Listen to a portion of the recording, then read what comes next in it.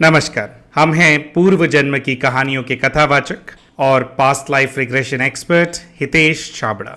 आप सभी के लिए आज कहानी लेकर के आए हैं एक ऐसी बहन की जिनका पिछले 8 वर्षों से अपने विवाह को लेकर के एक कॉम्प्लिकेशन चल रहा था।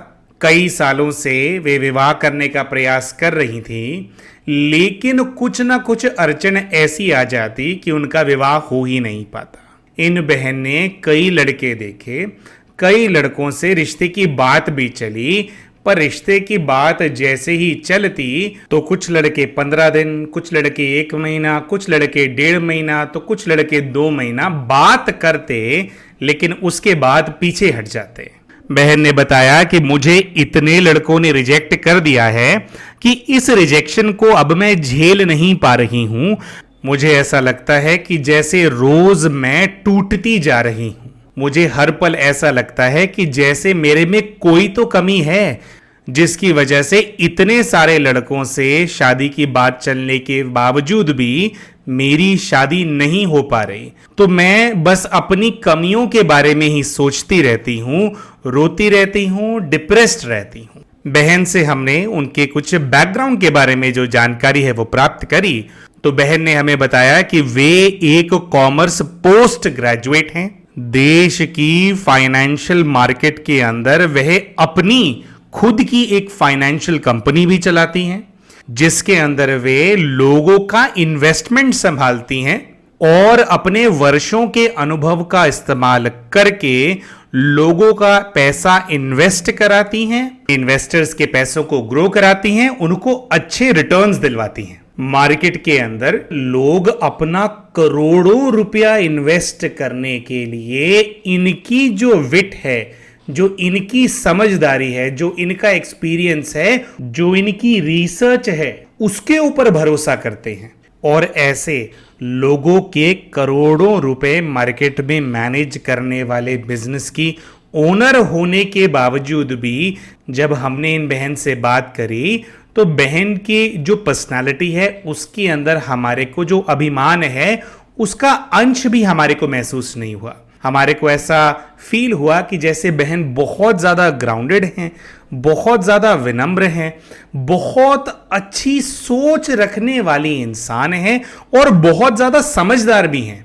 हमने बहन से कहा कि बहन, अगर आपके अंदर इतने सारे गुण होने के बावजूद भी कुछ लोग आपसे विवाह करने से पीछे हट रहे हैं तो इसके अंदर कमी आपकी नहीं है। हमें ऐसा प्रतीक हो रहा है कि आप एक हाई फ्रीक्वेंसी में रहने वाली आत्मा हैं। तो जब वे लोग जो कि लो फ्रीक्वेंसी वाले हैं, जब वे आपसे मिलते हैं तो चाहे वे लोग आपको ये चीज शो करें या न करें, पर शायद उनको ही छोटा महसूस होता है और वे थोड़े ही समय में इस बात को समझ जाते हैं कि वे लोग आपकी फ्रीक्वेंसी को मैच नहीं कर सकते। इसलिए भले ही आपका उनसे झगड़ा न भी हुआ हो, भले ही आपने उनको कुछ बुरा भला न कहा हो या उनको नीचा न दिखाया हो, पर फिर भी अपनी ईगो के चलते, क्योंकि वे ये बात समझ जाते हैं कि वे फ्रीक्वेंसी वाइज आपसे बहुत नीचे हैं, आपको वे मैच नहीं कर सकते,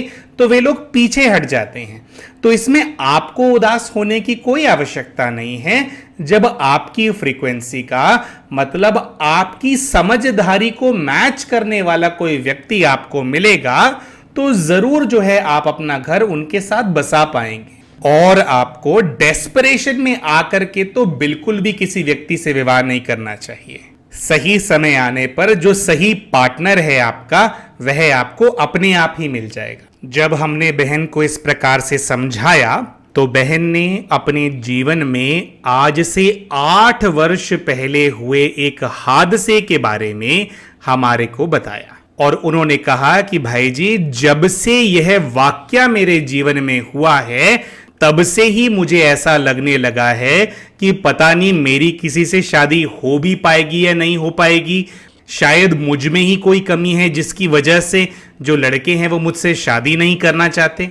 हमने बहन से उस वाक्य के बारे में पूछा तो बहन ने बताया कि जब वे केवल 23 वर्ष की आयु की थीं, उस समय एक मैट्रिमोनियल साइट के द्वारा उनके लिए एक अमेरिकन लड़के का रिश्ता आया था। उन्होंने बताया कि वैसे तो लड़का भारतीय मूल का था, लेकिन अमेरिका के अंदर वह लड़का और उसका परिवार परमानेंटली सेटल्ड था। इन्होंने बताया कि वह लड़का भारत में किसी काम के सिलसिले में आया हुआ था और इनसे मैट्रिमोनियल साइट में जब उसकी चैटिंग शुरू हुई तो उसके एक हफ्ते के अंदर ही ऐसा संयोग बन गया कि वह लड़का और उसका परिवार इनके घर पे आकर के रोका करके चले गए। दोस्तों, रोका एक प्रकार की मंगनी की रस्म होती है जिसके अंदर ये बात दोनों परिवार मिलकर के डिसाइड कर लेते हैं कि अब हम अपने बच्चों की शादी कहीं और नहीं करेंगे, बस थोड़ा समय लेंगे और इसके बाद दोनों बच्चों का विवाह करा देंगे। दोस्तों, वह लड़का इनके साथ रोका करके वापस अमेरिका चला गया और उसके 3-4 महीने बाद अपने परिवार के साथ भारत आया और इनके साथ कोर्ट मैरिज की। लेकिन दोस्तों, वह लड़का अपनी विवाहिता यानी इन बहन को अपने साथ अमेरिका ले जाने की बजाय अपने किसी अर्जेंट काम का बहाना करके वे लोग इनको भारत में ही छोड़ करके वापस अमेरिका चले गए। दोस्तों, आपने ऐसे किस्से तो जरूर सुने होंगे जिसके अंदर एक बहन पूरे चाव से पूरे मन से विवाह करके अपने ससुराल जाती है, कुछ महीने वहां पर रहती है, लेकिन उसके जीवन में ऐसी परिस्थितियों को उत्पन्न कर दिया जाता है जिसकी वजह से कुछ ही महीनों में उसको अपने ससुराल से वापस आना पड़ जाता है। लेकिन दोस्तों, इस बहन को तो एक दिन भी अपने ससुराल जाकर के रहने का सौभाग्य प्राप्त नहीं हुआ। इन्होंने बताया कि कुछ महीनों तक तो वह लड़का इनसे कुछ कुछ बात करता रहा। शुरू में बातें मीठी थी, धीरे धीरे दोनों के जो बातचीत होती थी, जो कॉन्वर्जेशंस होती थी, उसके अंदर खटास आने लगी और धीरे धीरे जो इनका रिश्ता है वह रिश्ता फोन पर ही कड़वा होने लगा और उस लड़के ने फोन पर ही इनको बता दिया कि अब वह अमेरिका से इंडिया नहीं आएगा और फिर उसने इनका जो फोन है वह उठाना भी बंद कर दिया। दोस्तों, अपने पति से झगड़े के चलते शुरू में तो इनको लगा कि जैसे ये भी नाराज हैं, इनको उनसे बात नहीं करनी, और इनको लगा कि शायद इनके पति भी इनसे नाराज हैं कि वैसे ही वो भी कुछ दिन बात नहीं कर रहे हैं, लेकिन फिर से बात होनी शुरू हो जाएगी। लेकिन थोड़े ही समय में इनको ये बात समझ में आ गई कि उन्होंने जो इनसे रिश्ता तोड़ने की बात कही थी फोन पर, उस चीज को लेकर के वे बहुत सीरियस थे और उन्होंने इनके परिवार का पूरी तरह से जो फोन है वह उठाना बंद कर दिया और सारा जो अपना कम्युनिकेशन है इनसे और इनके परिवार से उसको पूरी तरह से तोड़ लिया। दोस्तों, ऐसा हो जाने के बाद भी कई महीनों तक इन्होंने उनके फोन कॉल का, उनके कांटेक्ट करने का इंतजार किया, लेकिन जब इनकी सभी उम्मीदें खत्म हो गई तो इन्होंने कोर्ट जाकर के डिवोर्स जो है वह फाइल कर दिया। डिवोर्स के चलते कई सारे समन्स इनके पति को भेजे गए, जो भी पता इनके पास अवेलेबल था, लेकिन वहां से कोई जवाब नहीं आया और इनके पति क्योंकि हाजिर नहीं हो रहे थे कोर्ट में, तो आने वाले 1.5 सालों के अंदर कोर्ट ने इन दोनों का जो तलाक है उसको मंजूरी दे दी। दोस्तों, तलाक मिल जाने के बाद भी हमारी यह बहन अपने साथ हुए इस भद्दे मजाक से बाहर नहीं आ पाई, क्योंकि अपनी विकृत और छोटी सोच के चलते समाज वालों ने इनके सर पर डिवोर्सी का टाइटल लगा दिया। अब जहां भी इनके रिश्ते की बात चलती तो इनके रिश्तेदार या इनके जानने वाले लोग इस प्रकार से बात को सामने रखते कि लड़की तो डिवोर्सी है। अब दोस्तों, आप ही इस बात को सोचें और कमेंट्स के माध्यम से हमें भी बताएं कि एक ऐसा विवाह जो कि सिर्फ कागजों में हुआ और जो लड़की है, जो दुल्हन है, जिसके अंदर वह एक दिन भी अपने पति के साथ नहीं रही, क्या ऐसे विवाह को विवाह समझा जाना चाहिए? क्या ऐसी कन्या को डिवोर्सी बुलाना चाहिए? तो दोस्तों, बहन की इस समस्या को पूरी तरह विस्तार में समझ करके हमने इनका पास्ट लाइफ रिग्रेशन किया। अपने पास्ट लाइफ के पहले दृश्य के अंदर ही इन्होंने ऐसा देखा कि जैसे ये एक ऐसे स्थान पर खड़े हैं जहां से इनको एक बहुत बड़ा महल नजर आ रहा है। जब हमने इनसे खुद को आइडेंटिफाई करने के लिए कहा तो इन्होंने अपने आप को लगभग 35-40 वर्ष की आयु के एक पुरुष के रूप में आइडेंटिफाई कर लिया। जब हमने इनसे पूछा कि जो भव्य महल इनको नजर आ रहा है उस महल से इनका रिश्ता क्या है, तो इन्होंने बताया कि मुझे ऐसा लग रहा है कि जहां पर यह महल है इसको लग करके जो रास्ता है महल को जाने का, एक बहुत बड़ा बाजार है जो कि यहां पर लगता है। और इन्होंने बताया कि इस बाजार के अंदर ये खड़े हैं, यहां पर कुछ तो करने के लिए आए हैं। पूर्व जीवन के दृश्य के अंदर इन्होंने अपने कपड़ों की तरफ देखा और हमारे को बताया कि एक शर्ट नुमा कुर्ता सा जो है इन्होंने पहना हुआ है, एक पजामा इन्होंने नीचे पहना हुआ है और जो इनका कुर्ता है वह इनको कुछ फटा हुआ नजर आ रहा है। पैरों की तरफ जब इन्होंने अपने देखा तो इनको पता लगा कि ये नंगे पैर हैं। धीरे धीरे इनको अपनी जो आर्थिक स्थिति है वह समझ आने लगी और इन्होंने बताया कि मैं अपने आप को दरअसल एक बहुत ही गरीब पुरुष के रूप में देख रही हूं और मुझे ऐसा लग रहा है कि जैसे मैं इस बाजार में लोगों से, जो दुकानदार यहां पर हैं, उनसे कुछ काम मांग रहा हूं। ये ऐसा बताते हैं कि काफी देर मैं काम मांगने का प्रयास करता हूं, कई दुकानों पर जाता हूं, लेकिन कोई भी मुझे काम देने को तैयार नहीं होता है। मैं बहुत ही ज्यादा गरीब व्यक्ति हूं और मुझे अपने चेहरे पर एक मायूसी सी जो है वह दिखाई दे रही है। इन्होंने बताया कि काम ढूंढने का प्रयास करते करते शाम हो जाती है और शाम हो जाने के बाद जैसे कि यह अपने घर जाने से घबरा से रहे हैं और घबराने से ज्यादा जो है इनका मन नहीं कर रहा अपने घर वापस जाने का। लेकिन थोड़ी देर के बाद यह दृश्य देखते हैं कि अपने आप को कन्विंस करके ये घर चले गए हैं। जो इनको अपना घर नजर आया वह एक छोटा सा झोपड़ा है। झोपड़े के अंदर यह प्रवेश करते हैं तो इनको वहां पर एक महिला नजर आती है जो कि खाना पका रही है। और घर के अंदर जब हम इनको और सदस्यों को ढूंढने के लिए कहते हैं तो दो छोटे छोटे बच्चे इनको वहां पर जो है खेलते हुए नजर आते हैं। जब हम इनको उस महिला के पास जाने के लिए कहते हैं, बैठ करके उनको आइडेंटिफाई करने के लिए कहते हैं, तो ये उस महिला को अपनी जो धर्म पत्नी है उसके रूप में आइडेंटिफाई कर लेते हैं। महिला की आंखों में ये देखते हैं और बताते हैं कि जो महिला है उसकी आंखों में उम्मीद बहुत ज्यादा है। ये ऐसा बताते हैं कि इनकी धर्मपत्नी को कह तो कुछ नहीं रही है लेकिन उसको उम्मीद है कि मुझे काम मिल गया होगा। ये बताते हैं कि जो दोनों बच्चे वहां पर खेल रहे हैं वो मेरे ही बच्चे हैं।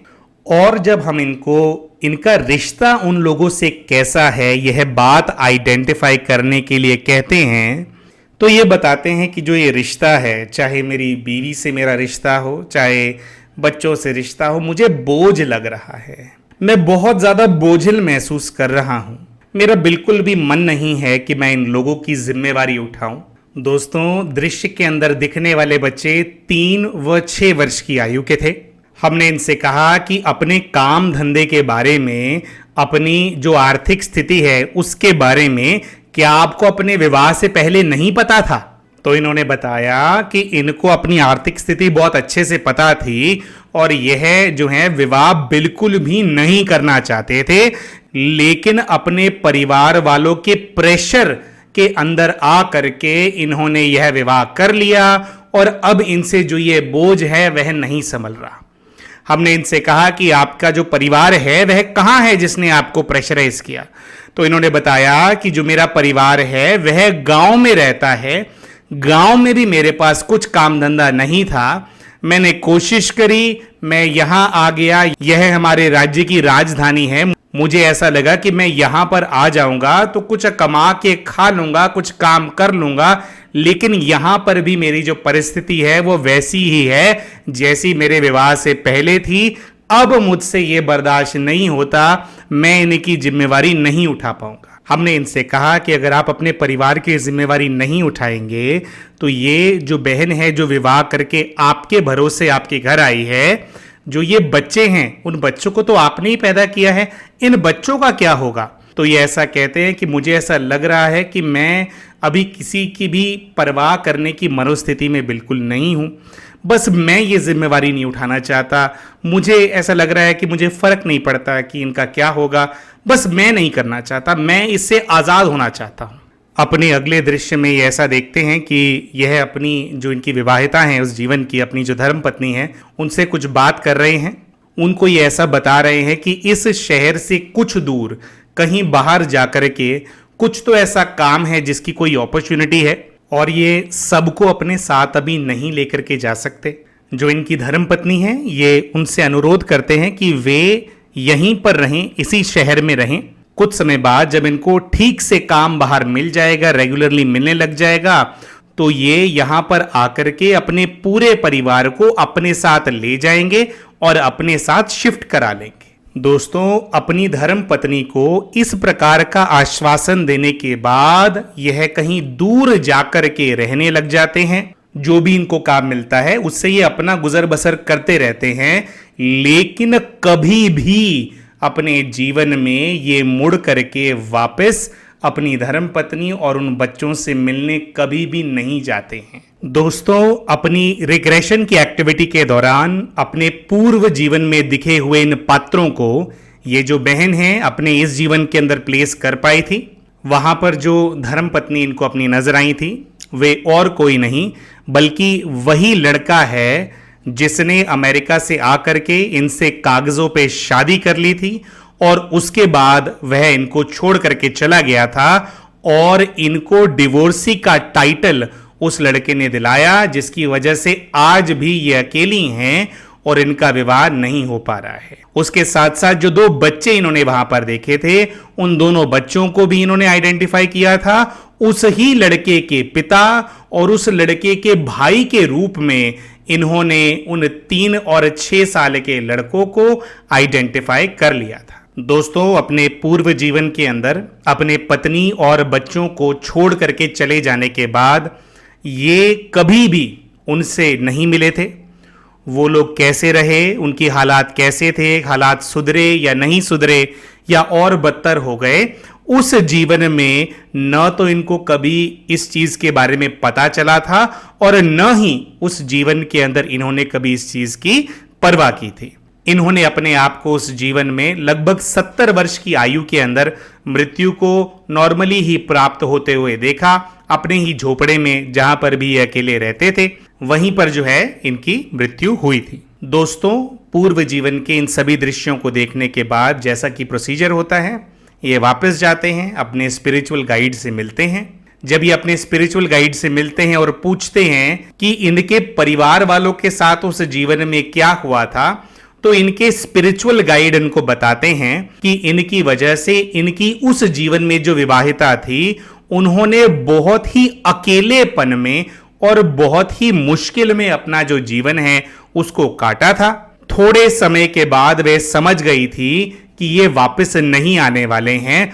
इनको अपने मन से एक श्राप दिया था और वही श्राप जो है इनके साथ चल रहा है और उसी श्राप ने इनको अकेला रखा हुआ है। स्पिरिचुअल गाइड ने इनको कहा कि उस आत्मा ने इस जीवन में इनसे मिलकर के जो भी परिस्थिति उत्पन्न करी वह इन्हीं के विकर्मों का प्रतिफल है और इस जीवन में उस आत्मा ने जो भी परिस्थिति उत्पन्न करी इनको उस आत्मा को इस चीज के लिए क्षमा कर देना चाहिए और इन्होंने जो उन लोगों के साथ उस जीवन में किया था उसके लिए इनको क्षमा मांगनी चाहिए। दोस्तों, स्पिरिचुअल गाइड का यह आदेश मिलने के बाद जैसा कि प्रोसीजर होता है, हमने उन आत्माओं का आवाहन भी इनके जो वहां पे जो दृश्य था ट्रांस के अंदर उसके अंदर किया, उनकी चेतना को बुलाया, इनकी बातचीत उनसे कराई और पूरे दिल से इन्होंने जो क्षमा है उन आत्माओं से मांगी और वहां पर इनको दृश्य ऐसा नजर आया कि जैसे वे आत्माएं संतुष्ट हैं,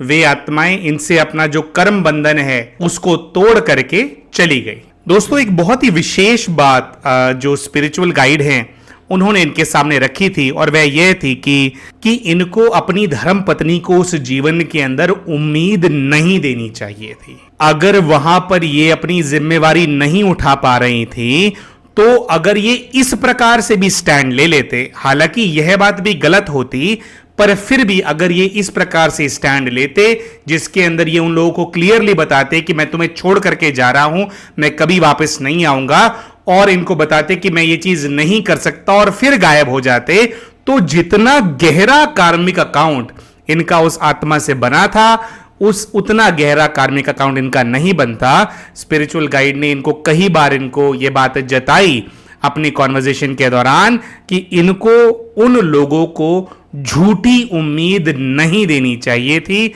झूठी उम्मीद के चलते उस आत्मा के मन में आस रही, और जैसे काफी समय तक वह आत्मा इनका इंतजार करती रही, हमेशा वो भुलेखे में रही। उसको फिर भी यह लगता था कि कुछ ऐसा चमत्कार हो जाएगा कि ये वापस उनके जीवन में चले जाएंगे, लेकिन ये कभी भी उनके जीवन में नहीं गए।